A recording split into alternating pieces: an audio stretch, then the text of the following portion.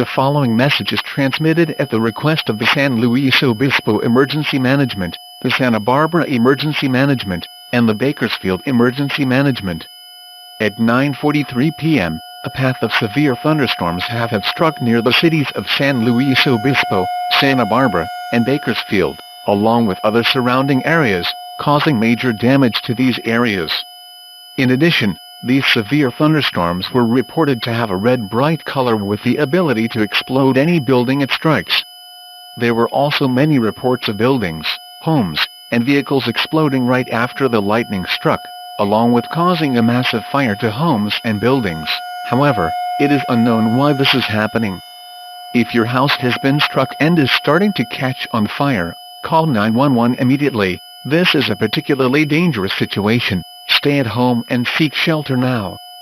Do not leave your home for any reason, as it is too dangerous to go outside at this time. Stay tuned to local media outlets for further information on this unusual situation.